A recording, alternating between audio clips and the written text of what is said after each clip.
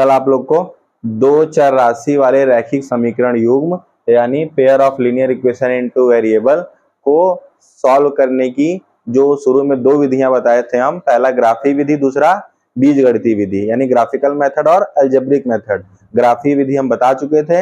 Algebraic method कितने प्रकार का होता था? 3 प्रकार का। सबसे पहला क्या था? प्रतिस्थापन विधि या सब्स्टिट्यूशन मेथड आपको कल बताए थे।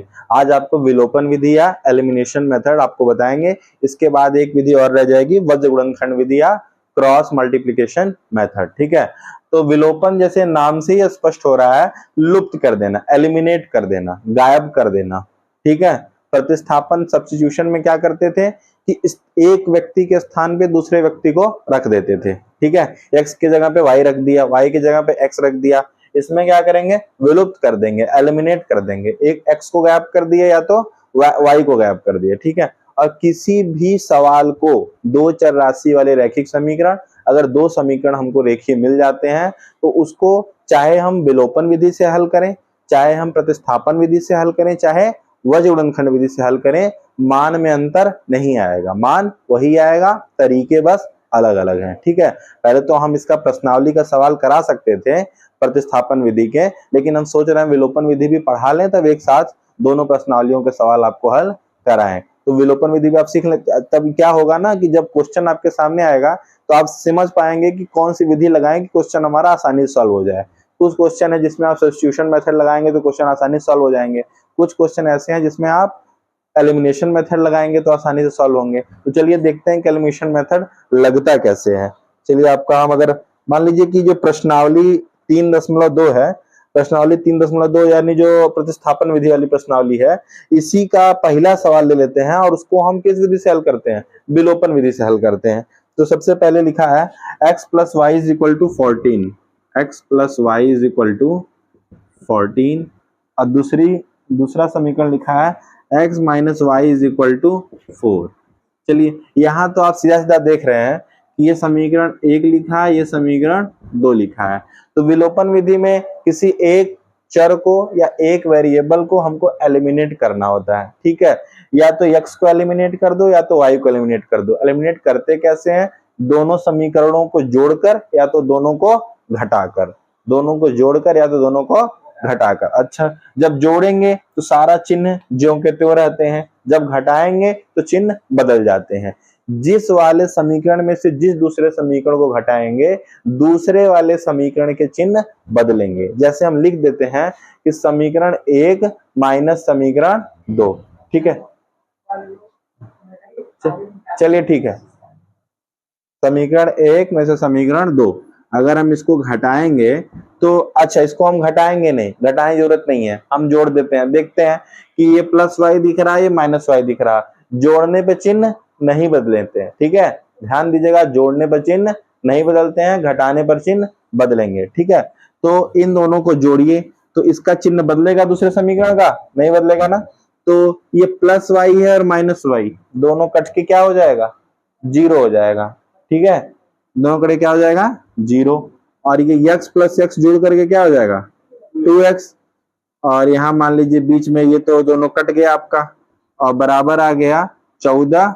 क्या कर दिए? 14 × 4 = 18, 14 × 4 = 18। ये आप किए क्या है? समीकरण 1 में समीकरण 2 को क्या कर दिए हैं? जोड़ दिए हैं, तभी तो चिन्ह नहीं बदला है दूसरे समीकरण का। तो ये 2x बराबर क्या आ गया? 18। तो x बराबर 18/2 यानी 2 × 9 = 18। x का मान आ गया ना, क्या मान आया? 9 आ गया। इस x का मान 9 किस में रख दो, चाहे इसमें रख दो चाहे इसमें रख दो, किसका मान निकल आएगा? y का मान निकल आएगा। यही तो हमको निकालना था। x का मान समीकरण 1 में अगर रख दोगे तो x की जगह पे लिख दोगे 9 + y = 14, या y = 14 - 9, या 14 - 9 क्या आ गया? 5 आ गया। ठीक है, इसका मतलब इस समीकरण का हल हमारा क्या आ गया? x = 9 और y = 5। किस विधि से आया? विलोपन विधि से। ठीक है, और इसी को अगर प्रतिस्थापन विधि से भी हल करोगे तो भी मान क्या आना चाहिए? 9 और 5 ही आना चाहिए। चलो प्रतिस्थापन विधि से हल करके देख लो। पहला समीकरण हमारा क्या दिया था, x प्लस वाई बराबर 14, x minus Y is equal to 4 दूसरा, ठीक है। तो हम करते क्या थे सब्स्टिट्यूशन मेथड में कि किसी एक को अकेला कर देते थे, किसी एक को अकेला कर देते थे।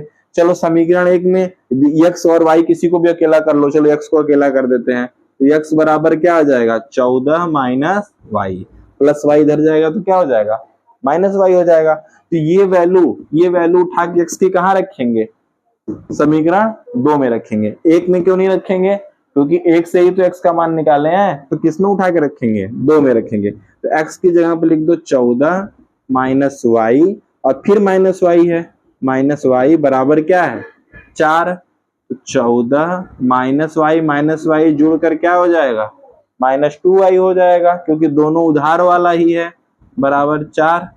तो -2y बराबर 4। इस 14 को पक्षांतर करके उस साइड ले जाएंगे तो क्या बन जाएगा, इधर प्लस था तो उधर -14 हो जाएगा। तो +4 में से -14 घटेगा तो -10 आ जाएगा ना। तो -2y बराबर माइनस का क्या आ गया 10 आ गया। अब दोनों साइड माइनस माइनस है तो मतलब माइनस माइनस हट जाएगा, प्लस बन जाएगा। तो क्या आ जाएगा 2y इज इक्वल टू 10 या y इज इक्वल टू 10/2 या 2 5 जा 10। y की वैल्यू 5 थी, 5 आई कि नहीं आई, किस विधि से आई, प्रतिस्थापन विधि से। अब यही y का मान उठा के 5 किस में रख दो, समीकरण 2 में रख दो या समीकरण 1 में रख दो, तब भी आएगा। y का मान इसमें रख दो, x प्लस 5 बराबर क्या दिया है 14। तो x बराबर 14 और माइनस का 5 इधर जाएगा तो हो जाएगा 9। देखिए x बराबर 9 y बराबर 5 आया कि नहीं।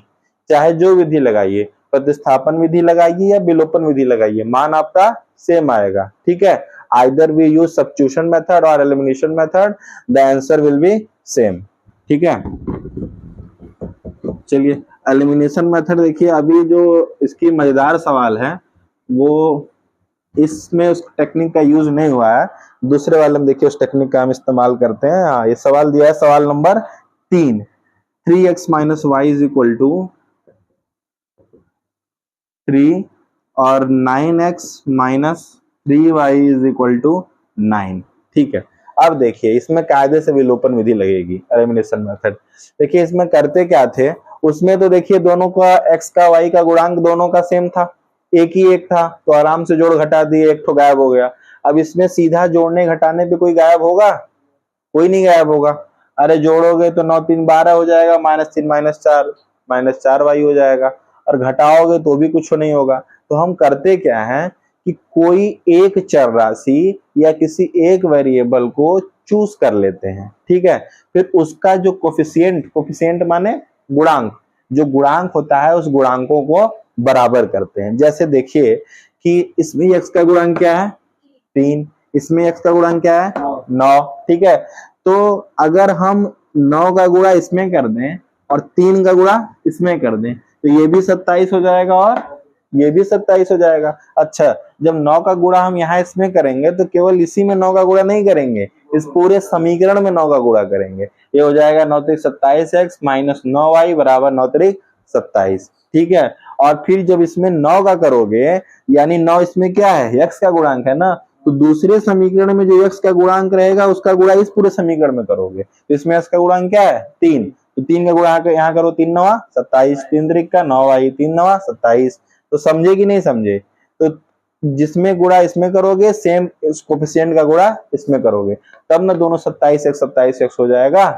तब उसके बाद जोड़ोगे घटाओगे तो स्वाहा हो जाएगा, ठीक है। उसके बाद जोड़ोगे घटाओगे तब कट जाएगा, समझ गए ना। अच्छा देखो एक तरीका और आसान है, जब इसमें 9 का गुणा करोगे इसमें 3 का करोगे तो खूब बड़ा बड़ा संख्या आ गया। अब ये देखो ये y वाला को बराबर करो ना, ये बराबर करना आसान है। इसमें y का गुणांक क्या है 1, इसमें y का गुणांक क्या है 3, इसका मतलब 3 का गुणा अगर हम इसमें कर दें, 3 का गुणा इसमें कर दें तो हो जाएगा 9x माइनस 3y बराबर 3 त्रिक का 9। अब देखिए 3y दोनों बराबर हो गया ना, इसका गुणांक क्या था 1 था, तो 1 का इसमें गुणा करोगे तो यूं का त्यों ही रहेगा। उसके बाद हम जोड़ घटा आसानी से सकते हैं। चलिए तो अच्छा एक बात देखिए कि ये सॉल्व आप करेंगे आप, हाँ बेटा 3 त्रिक का 9 संपाद्य रेखा है यानी अनेक हल। 3x minus y minus 3 is equal to 0, 9x minus 3y minus 9 is equal to 0। अब ax plus b y plus c के फॉर्म में आ गया कि नहीं? आ गया ना। a1x plus b2y plus c2, a2x plus b2y plus c2। जरा इसका a1 अपन a2, b1 अपन b2, c1 अपन c2 निकाल करके देखो। a1 अपन a2 निकालोगे तो क्या आएगा? 3/9, यही ना आएगा। कट पिट के क्या हो जाएगा? 3 1 3, 3 3 का 9, 1/3। b1 अपन b2 निकालो, b1 का मान क्या है? -1 है गधा, y का गुणांक ना होगा। और b2 का मान क्या है? तो बराबर क्या आ गया? 1/3, माइनस माइनस स्वाहा। c1 अपन c2 निकालो। अच्छा, c1 अपन c2 निकालने के लिए देखो हम क्या किए, इसको इस साइड लाए, तब c1 अपन c2 लिखेंगे। बराबर के इधर 0 होना चाहिए।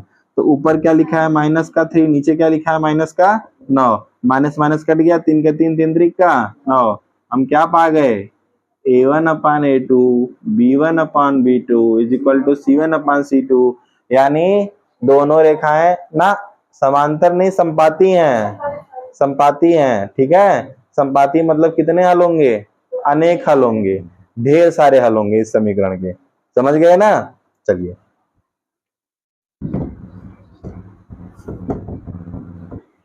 अब देखिए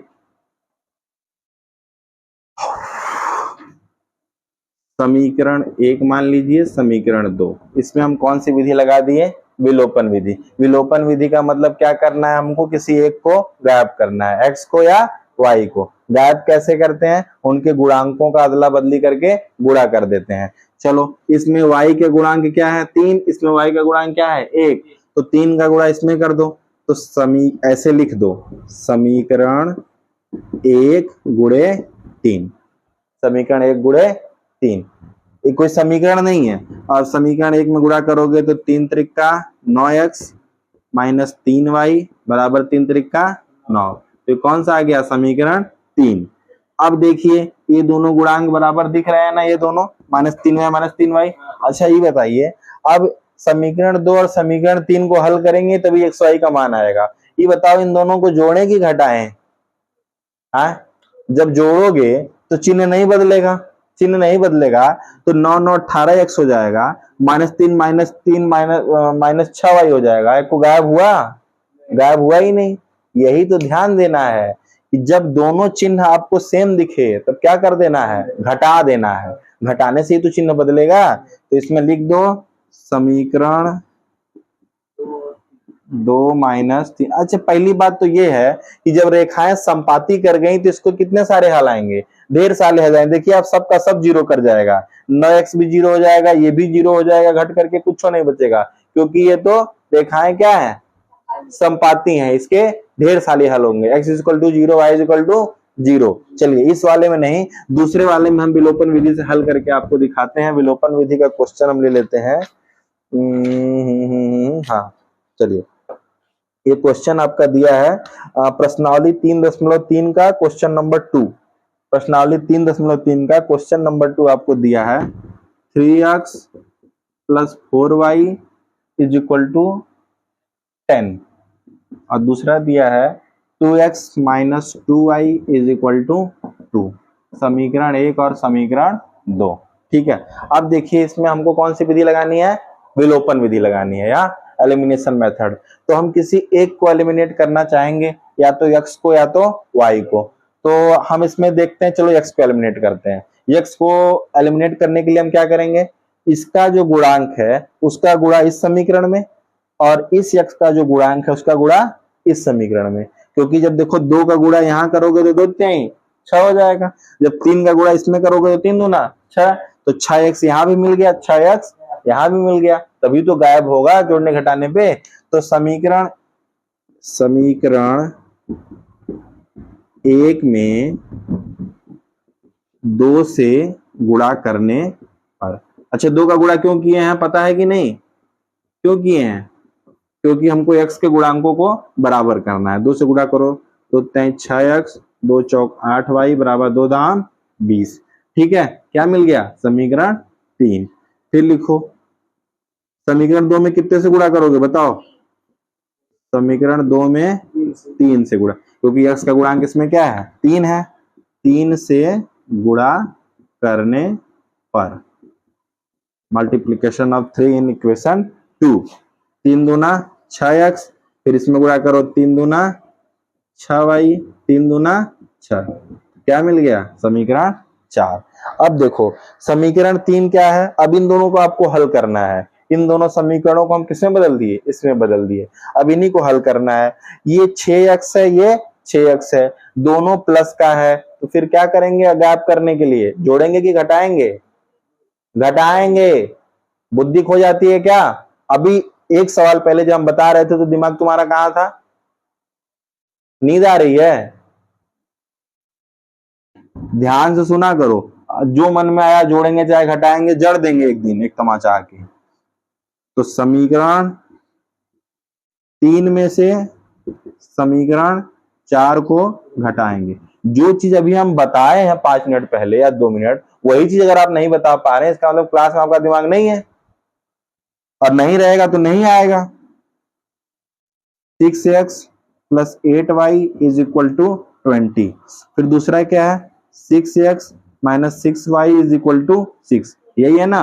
इन दोनों को हमको क्या करना है, घटाना है। क्या करना है, घटाना है। तो घटाने पर इसका चिन्ह बदलेगा। 3 में से किसको घटाएं, 4 को घटाए हैं, मतलब किस वाले समीकरण का चिन्ह बदलेगा, 4 वाले समीकरण का।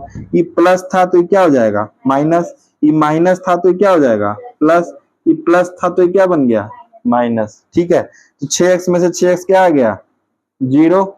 फिर 8, और ये माइनस था प्लस बन गया, तो ये तो जुड़ जाएगा ना, प्लस 6y, तो 8 6 14y बराबर, देखिए 20 में से 6 घट के क्या आ जाएगा, 14, या y बराबर 14/14 क्या हो गया, 1। y बराबर क्या आ गया, 1। अब ये y का मान उठा करके चाहे आप इसमें रख दो, चाहे इसमें रख दो, चाहे इसमें रख दो, चाहे इसमें रख दो, किसी में भी आप रख दोगे x का मान वही आएगा। ठीक है, चलो y का मान 1 पहले हम समीकरण 1 में रख देते हैं, तो क्या आएगा, 3x प्लस 4 इंटू 1 बराबर 10, या 3x प्लस 4 बराबर 10, या 3x बराबर 10 माइनस 4, प्लस हो जाएगा माइनस 4 हो जाएगा, 10 माइनस 4 6, 3x बराबर 6, या x बराबर 6/3 यानी 3 दूना 6। x का मान क्या आ गया, 2। x का मान क्या आ गया, 2। y का मान क्या आ गया, 1। ये y का मान 1 आप समीकरण 2 में भी रखोगे ना, तो भी x का मान 2 ही आएगा। रख करके देखो, 2x माइनस 2y के जगह पे क्या रख दो, 1 बराबर 2, या 2x माइनस 2 बराबर 2, या 2x बराबर 2, माइनस का 2 उधर जाएगा तो क्या बन जाएगा, प्लस का 2, 2 2 4, तो 2x बराबर 4, या x बराबर 4/2 यानी 2 के 2, 2 दूना 4। x का मान 2 ही आया ना। तो विलोपन विधि समझे कि नहीं कैसे हल करना है। ठीक है, किसी एक चर राशि को विलुप्त करना है, एलिमिनेट करना है, गायब करना है। कैसे गायब करेंगे, इन दोनों का जो गुणांक रहेगा आपस में एक दूसरे समीकरण में गुणा कर देंगे। अगर दोनों का चिन्ह हमको समान मिलता है तो क्या करते हैं, घटा देते हैं। दोनों का चिन्ह अलग अलग, एक प्लस मिलेगा एक माइनस मिलेगा, तो ज्यों का त्यों कर देंगे, जोड़ देंगे। जब जोड़ देंगे तो चिन्ह नहीं बदलेगा, तो कट करके क्या बन जाएगा, 0 बन जाएगा। चलो एक एक सवाल और हल कराते हैं इस पे, विलोपन विधि। सबसे आसान विधि यही होती है और इसी को सब ज्यादातर सवालों में इस्तेमाल करता है। ठीक है, सबसे आसान विधि। चलिए इसी चैप्टर का अगर हम सवाल ले लें, आपको चौथा सवाल ध्यान से देखिए। प्रश्नावली 3.3 का चौथा सवाल है, x/2 plus 2y/3 is equal to -1। ठीक है, और दूसरा है x माइनस वाई, अच्छा x माइनस y/3 बराबर 3। इस समीकरण को आपको क्या करना है, हल करना है। ठीक है, अब ये आपको रेखीय समीकरण के रूप में तो दिख रहे हैं x और y का, लेकिन सब भिन्न के रूप में है। तो इसको सबसे पहले आप रेखीय समीकरण के रूप में बदल के आसान कर लो, बदल के आसान कर लो। कैसे आसान करोगे, कैसे आसान करोगे बताओ। इसका एलसीएम ले लो, 3 दूना 6, 2 तिहाई 3 का x में गुणा होगा तो क्या हो जाएगा, 3x प्लस 3 दूना 2 का ऊपर गुणा करोगे तो 2 दूना बराबर -1, तो आ जाएगा 3x प्लस 4y बराबर 6 का -1 में गुणा होगा तो -6। समीकरण मिल गया कि नहीं? भिन्न को आपने किस में बदल दिया? रेखीय समीकरण में बदल दिया। अच्छा, इसमें इस x के बटे 1 मान सकते हो, मान लो 3 1 का 3, 1 3 या 3, 3 का ऊपर गुणा करोगे तो 3x हो जाएगा, माइनस 3 1 का 3, 1 का ऊपर गुणा करोगे तो y का ज्यों का त्यों रहेगा बराबर 3। तो लिख सकते हो 3x माइनस वाई बराबर 3 का तिरछे गुणा करोगे तो 9। ये समीकरण 2। ठीक है, अब इसमें देखिए समीकरण सीधे सीधे दिया नहीं था, इसे दिया था सवाल ऐसे, तो बुद्धि आपकी चकराए ना, आप उसको आसान कर लोगे एलसीएम लेकर के। ठीक है, तो कौन से समीकरण मिले आपको? ये दोनों समीकरण मिल गए। तो ऊपर से मिटा दें, ये हो गया था ना ऊपर का। चलिए, तो ये समीकरण हमको मिल गया 3x plus 4y is equal to -6, 3x minus Y is equal to 9। ठीक है बेटा, अब देखिए हमको क्या करना है। अरे यहाँ तो देखिए काम हमारा आसान हो गया, यहाँ तो काम हमारा आसान हो गया, क्योंकि यहाँ पे हमको गुणांकों को देखने की जरूरत ही नहीं। ये देखिए 3x महाराज दिख रहे हैं सीधे सीधे, ये तो बराबर दिख ही रहे हैं। अब बताओ यहाँ पे जोड़ेंगे कि घटाएंगे? समीकरण को घटाएंगे, क्योंकि दोनों का चिन्ह समान है, प्लस प्लस। अब जब प्लस प्लस है तो फिर कहां से हटेगा? माइनस करोगे तब ना जीरो होगा घट के। तो किसमें से किसमें घटाएंगे? एक में से दो को कि दो में से एक को? एक में से दो को। तो लिख देंगे समीकरण 1 माइनस 2। तो ये चिन्ह प्लस का है तो क्या बन जाएगा? ये माइनस है तो क्या बन जाएगा? ये प्लस है तो क्या बन जाएगा? माइनस। 3x cancel. अब ये 4y में से y घटेगा कि जुड़ेगा? y घटेगा कि जुड़ेगा? जुड़ेगा, क्योंकि माइनस था, अब क्या बन गया? प्लस बन गया। तो 4y प्लस 1y क्या बन जाएगा? 5y। अब बताओ -6 और ये फिर क्या है? -9, तो ये दोनों तो जुड़ जाएगा ना। -6 -9 जुड़ के क्या बन जाएगा? -15, क्योंकि दोनों कर्जा है, दोनों कर्जा जुड़ के -15 हो गया। या तो y बराबर -15 के बटा 5, या 5 1 का 5, 5 3 15, तो आ गया -3। y is equal to -3। बोलो आसान है कि नहीं? ये y की वैल्यू -3 किस में रखोगे? इसमें रखोगे कि इसमें रखोगे?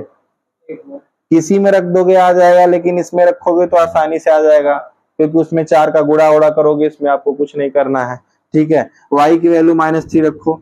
इक्वेशन आपका क्या था? 3x minus Y is equal to 9, यही आपका इक्वेशन था ना।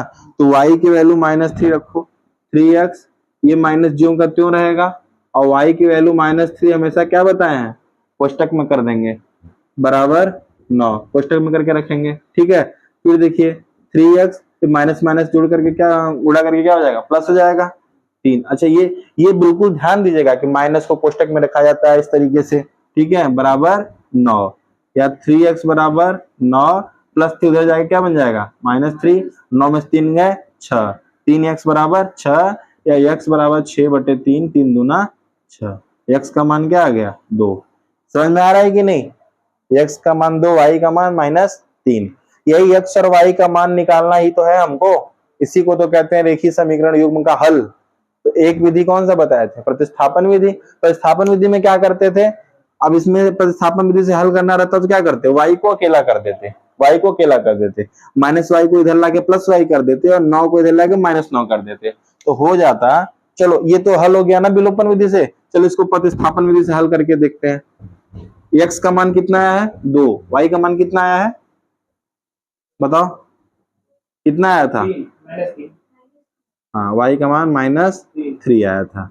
चलो देखो प्रतिस्थापन विधि से भी यही आता है, y का मान -3, x का मान क्या आया था? 2। चलो देखो प्रतिस्थापन विधि से मान सेम आता है। प्रतिस्थापन मतलब x या y को जगह पे मान रख दो। चलो समीकरण 2 से y को अलग करो, तो 3x 9 इधर आएगा, -9 हो जाएगा, माइनस हो जाएगा, +y हो जाएगा। तो y का मान क्या आ गया? 3x - 9। ये क्या आ गया? समीकरण 3। लिख देंगे समीकरण 3 से y का मान कहाँ रखने पर? समीकरण 1 में। 2 में नहीं रखोगे, क्योंकि 2 से ही तो मान निकाले हो, 1 में रखोगे। तो 3x + 4, y की जगह पे क्या लिख दोगे? 3x - 9 बराबर -6। ठीक है, ये हो जाएगा ना। अब देखो हमारा इक्वेशन खाली x में आ गया, मतलब x का मान निकल जाएगा 3x प्लस 4 12x माइनस 4 9 36 बराबर माइनस 6, 12 3 15x माइनस 36 इधर जाएगा, क्या बन जाएगा प्लस 36 बन जाएगा ना, माइनस 6, 36 में से 6 गए 30, यानी 15x बराबर 30 या x बराबर 30 बटे 15 या 15 15 दूना 30, तो क्या आ गया x बराबर 2। यही तो आया था ना उसमें, x बराबर 2, x बराबर 2 इसी में उठाकर रख दोगे तो आ जाएगा 3 गुणे 2 प्लस 4y बराबर माइनस 6, 3 दूना 6 प्लस 4y बराबर माइनस 6। ठीक है, तो 4y बराबर माइनस 6, जब 6 इधर जाएगा तो क्या बन जाएगा माइनस 6 बन जाएगा, तो माइनस 6 क्या बन गया माइनस का 12, या y बराबर माइनस 12 बटे 4 या 4 तिहाई 12 यानी माइनस 3, क्या गया माइनस 3। अब देखो हम सब्स्टिट्यूशन मेथड भी लगा दिए, प्रतिस्थापन विधि और विलोपन विधि, दोनों से मान क्या आया सेम आया ना। चलिए अब आपको हम प्रश्नावली का सवाल 3.2 और 3.3 के सारे सवाल कराने की हमको आजादी मिल गई। ठीक है, प्रश्नावली का सवाल कराने में बहुत मजा आने वाला है, मिटा दें इसको। ठीक है,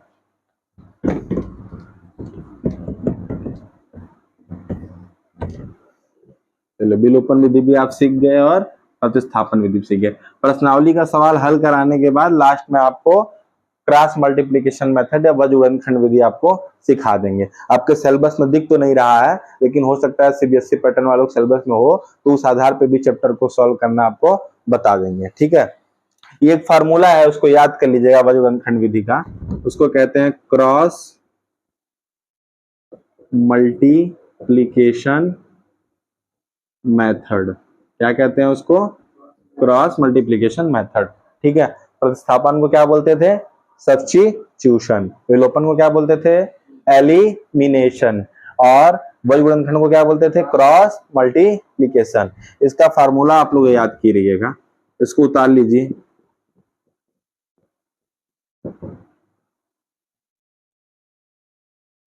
C2A1 बराबर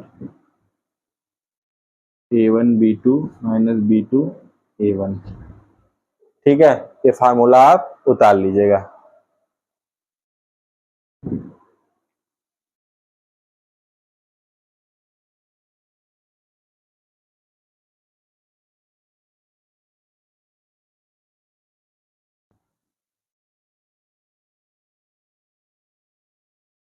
जैसे हम याद किए हैं वैसे आपको याद करने का टेक्निक सिखा रहे हैं।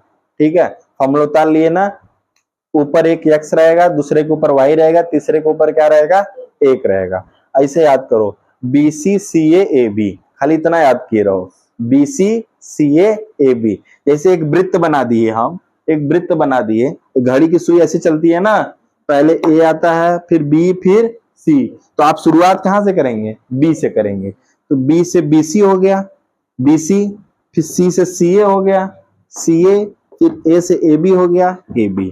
अब पूछोगे कि सर जी कहाँ है आप BCCAB याद कराए, देखिए फायदा क्या है, BC को पहले 1 2, BC का पहले 1 2 कर दोगे फिर 2 1 कर दोगे, फिर CA का पहले 1 2 कर दोगे फिर 2 1, AB का 1 2 2 1, यही है ना, B1 C2 B2 C1, C1 A2 C2 A1, A1 B2 B2 A1, समझ गए ना।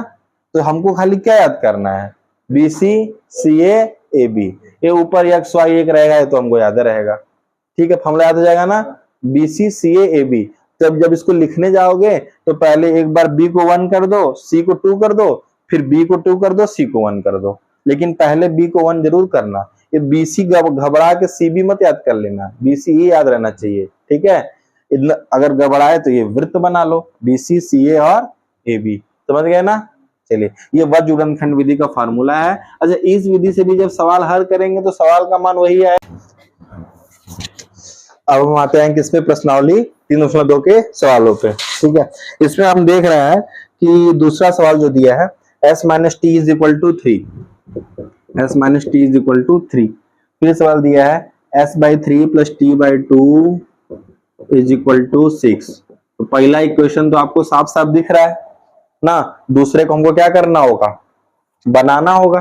कैसे बनाओगे, क्या लोगे प्लस 3 दूना 6, 3 दूना 2, 2s प्लस 2 त्याई 3t बराबर 6, तो 2s प्लस 3t बराबर 6 का 6 में गुणा करोगे तो क्या आएगा 36 आएगा, यही ना आएगा। तो समीकरण 1 ये था, समीकरण 2 ये हो जाएगा। इसको किस विधि से हल करना था, प्रतिस्थापन विधि से। तो पहले से s का मान उठाकर 3 उधर ले जाओगे तो प्लस टी हो जाएगा, 3 प्लस टी उठा करके इसमें रख दो, फिर गुणा भाग करके एस टी का मान निकाल दो। ठीक है, तो हम मान के आपको चल रहे हैं। अच्छा देखिए ये समीकरण आपको निकालना बता दे रहे हैं, बाकी आप अपने से कर लीजिएगा। फिर देखिए दिया है दशमलव में, दिया है 0.2x प्लस 0.3y बराबर 1.3।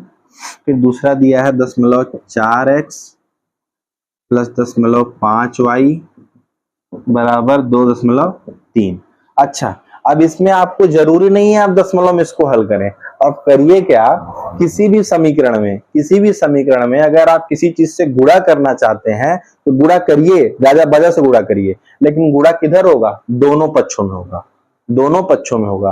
क्योंकि अगर एक पक्ष में गुणा करेंगे दूसरे में नहीं करेंगे तो समीकरण क्या कर जाएगा, असंतुलित हो जाएगा, इम्बैलेंस हो जाएगा। ठीक है, जैसे देखो कि अगर इसमें हम 2 का गुणा यहां भी करते हैं, यहां भी करते हैं, यहां भी करते हैं, ठीक है, तो समीकरण में कोई फर्क नहीं पड़ेगा। क्यों, क्योंकि जब चाहे तब 2 को हम कॉमन ले लिए, इधर से भी कॉमन ले लिए, इधर से कॉमन ले लिए, 2 को हम क्या कर लिए, कॉमन ले लिए, बाहर निकाल दिए, तो समीकरण तो आपको जो करते हो बना रह गया। अब देखिए यहाँ आपको दशमलव में हल करने में थोड़ी सी जटिलता होगी, कठिनाई होगी, तो आप क्या करिए, समीकरण 1 में आप कितने से गुणा करेंगे कि दशमलव हट जाएगा, बताइए। 5 में ही पढ़ाया गया होगा, 4-5 में कि दशमलव को संख्याओं में पूर्णांकों में कैसे बदलें, कैसे बदलेंगे बताइए। दशमलव के बाद 1 अंक है तो 10 का गुणा होगा तब ना बदलेगा, एकदम गधा हो तुम लोग। 10 का गुणा करो दोनों साइड, जब 10 का गुणा करोगे तो 1 अंक खसक के किधर आ जाएगा, दाहिने तरफ। ठीक है, जब भाग होता है तो दशमलव किधर खसकता है, बाईं तरफ। जब गुणा होता है दशमलव किधर खसकता है, दाहिनी तरफ। 10 का गुणा करो तो हो जाएगा 2x प्लस इसमें गुणा करोगे तो 1 अंक दशमलव इधर खसेगा तो 3y बराबर ये 10 का गुणा तो करोगे क्या हो जाएगा 13। इसी तरह 10 का गुणा इसमें भी करो, क्या बन जाएगा 4x 5y बराबर 23। अब समीकरण हल हो जाएगा कि नहीं, आराम से। समीकरण 1 से मान लो x को अकेला करो, 2x बराबर 13 माइनस 3y प्लस 3y क्या बन जाएगा, माइनस 3y बन जाएगा। या x का मान क्या आ जाएगा 13 माइनस 3y बटे 2। यही x का मान उठाकर समीकरण 2 में रख दो तो आपका इक्वेशन y में बन जाएगा, y का मान निकालो। ठीक है, ये आप पूरा हल करके आएंगे। और प्रश्नावली का भी एक सवाल बता दे क्या, चलिए प्रश्नावली का भी एक सवाल बता देते हैं। ये आप 6 सवाल हल करेंगे इसको, ये 6 सवाल हम कल देखेंगे कि सब हल किया है कि नहीं, सही गलत चाहे जो। फिर देखिए दूसरा सवाल है कि 2x प्लस 3y बराबर 11 और 2x minus 4y is equal to minus 24 को हल कीजिए। इससे m का वह मान ज्ञात कीजिए जिसके लिए y is equal to mx plus 3 हो। आपको इसमें कुछ नहीं करना है, 2x प्लस 3y बराबर 11 पहला इक्वेशन दिया है, 2x प्लस 3y बराबर 11। दूसरा इक्वेशन दिया है 2x minus 4y is equal to minus का 24। ये आपका प्रश्नावली का सवाल है। ये दिया है कि इसको पहले हल करिए। हल करने का मतलब क्या करना है, x और y का मान निकालना है। कैसे निकालेंगे, प्रतिस्थापन विधि से। प्रतिस्थापन विधि कैसे लगाएंगे, x को या y को अकेला करेंगे। x को या y को अकेला करो, ये मान लो इससे x को अकेला करोगे तो अच्छा देखो यहाँ पे विलोपन विधि लगाते तो कितना आसानी से हल हो जाता, कितना आसानी से हल होता। ऊपर भी 2x दिख रहा है, नीचे भी 2x दिख रहा है, तो जब इन दोनों को घटा देते तो सीधा गायब हो जाता, y के पद में बचता, सीधा y का मान निकल जाता। लेकिन यहाँ सवाल में ऊपर लिखा गया है किस विधि से हल करिए, प्रतिस्थापन विधि से। तो यहाँ का मान उठाइए। अब देखिए प्रतिस्थापन विधि थोड़ी कठिन लग रही होगी आपको, 11 3 इधर जाएगा तो माइनस 3y हो जाएगा। फिर x की वैल्यू क्या आ जाएगी, 11 माइनस 3y, 2 कहाँ चला जाएगा, नीचे। ठीक है, इस x का मान कहाँ उठा के रखोगे, यहाँ रखोगे। 11 माइनस 3y बटे 2 माइनस 4y बराबर माइनस का 24, यही ना। 2 का गुणा करो, 11 दूना 22 माइनस 6y बटे 2 माइनस 4y बराबर माइनस का 24। अभी 2 को एलसीएम ले लो, 22 माइनस 6y माइनस 2 चौक 8y के बटे 2 बराबर माइनस का 24, यही ना आ गया। अब ये -6 -8 जोड़ के क्या हो गया, माइनस का 14। 22 माइनस 14y बराबर -24 का 2 में गुणा करेगा क्या हो जाएगा, माइनस का 48 हो जाएगा। तो -14y बराबर माइनस का 48 और 22 जुड़ जाएगा तो माइनस का 22, 48 22 क्या हो जाएगा 70। तो क्या हो जाएगा -14y बराबर माइनस का 70, माइनस माइनस हट जाएगा, y इज इक्वल टू 70 बटे 14, 14 पचे, y का मान क्या आ गया 5। ये y का मान 5 उठा के इसमें रख दो, 2x प्लस 3 पचे 15 बराबर 11, या 2x बराबर 11 माइनस 15, 15 हो जाएगा माइनस 15 हो जाएगा, तो 11 माइनस 15 क्या आ गया, माइनस का 4। तो यानी 2x बराबर माइनस का 4, या x बराबर -4 बटे 2, 2 के 2, 2 दूना 4 यानी माइनस का 2। x का मान माइनस का 2 आ गया, y का मान 5 आ गया। ये इतना तेजी से जो हम हल कर ले रहे हैं ना, ये मेरी प्रैक्टिस है। जब आप भी घर जाके इसको खूब प्रैक्टिस करेंगे, दुआर अगोरने के बजाय, जो आप लोग घर के बाहर बैठ करके दुआर अगोरते हैं, सड़क देखते हैं, गाड़ी गिनते हैं, उसके बजाय अगर कॉपी कलम लेकर के इसमें दिमाग खपाएं तो आपका दिमाग तेज हो। समझ में आया? आप जितना आप अभ्यास करेंगे उतना आपकी एक्यूरेसी बढ़ेगी, सवाल गलत होने की प्रवृत्ति घटेगी। ठीक है, कि आप जान लीजिए कि हम एक बार क्वेश्चन हल करते हैं तो हमको भरोसा रहता है कि क्वेश्चन गलत नहीं है। क्यों? क्योंकि हमने इसको हजारों बार सॉल्व किया है। समझ में आया? तो आपके अंदर ये चीजें कब आएंगी, जब आप इसको बार बार सॉल्व करेंगे, तब आपका सवाल पहली बार धीरे लगेगा, फिर थोड़ा तेज होगा, फिर और तेज होगा, फिर कभी कभी ऐसी स्थिति आएगी कि आप अपने मन में हल कर लेंगे कि इसका मान इसमें रखेंगे तो उसका मान क्या आएगा। समझ में आया? तो अपने को उस स्थिति में लाइए। जब हम 10 में पढ़ते थे तो हमको कई सवालों का आंसर तक याद था, इतनी बार उसको हम लगाए थे कि हम परीक्षा में उसको हल कर रहे थे तो हमको पता था कि मेरी सवाल सही जा रही है कि गलत जा रही है, क्योंकि हम मेरे मन में याद आता था कि यार इस तरह का उत्तर नहीं आया था किसी सवाल में। समझ रहे हैं? इसी में से क्वेश्चन देगा ना, इसी में से 70 नंबर का क्वेश्चन पूछेगा, इसी में से 70 में से 70 नंबर, 70 में से 68 नंबर पाने वाला लड़का लड़की उत्तर प्रदेश में टॉप करेगा, यही किताब पढ़ के जो आप पढ़ रहे हैं। और यही किताब अगर आप अभी से पढ़ना चालू कर दें तो आप भी टॉप कर सकते हैं, आप भी 70 में 70 नंबर पा सकते हैं। इसी में से सवाल पूछा जाएगा, बहुत करेगा अंक बदल देगा। समझ रहे हैं? तो वो कब स्थिति आएगी जब आप अपने को रमाएंगे, क्योंकि जिस समय आप बैठ करके रोड पे गाड़ियां गिनते हैं उस समय वो बच्चा बैठ करके पढ़ रहा होगा। ठीक है, जिस समय आप रात को खा करके सोते हैं उस समय वो बच्चा बैठ के रात को पढ़ रहा होगा, तो वो तो आपसे आगे निकलेगा ही निकलेगा। तो अगर उसको आपको पाना है तो आपको क्या करना होगा, मेहनत करनी होगी। समझ गए? अब देखिए फिर क्वेश्चन में दिया है कि m का वह मान ज्ञात करिए जिसके लिए y equal to mx plus 3 हो, y equal to mx plus 3। तो x y का मान हमको निकल ही गया है, x y का मान निकाल दो, m का मान निकल जाएगा। x का मान क्या दिया है, माइनस का 2, y का मान 5, y का मान 5 रखो, x का मान क्या रखो -2, तो प्लस 3, ये 5 बराबर -2m प्लस का 3, यही ना आ गया। अब प्लस 3 को इधर लाओ, -3 हो जाएगा, तो 5 minus 3 is equal to minus का 2m, 5 में 3 गया 2 बराबर माइनस का 2m, या m बराबर 2 बटे माइनस का 2, 2 1 का 2। अब प्लस का 1 आएगा कि माइनस का 1 आएगा, माइनस का 1 आएगा ना, तो m की वैल्यू क्या आ गई, माइनस का 1। प्रश्नावली की दूसरी सवाल आपकी सॉल्व हो गई। समझ गए? अब प्रश्नावली की बाकी सवाल लाइन से आपको कल सॉल्व कराएंगे। ठीक है।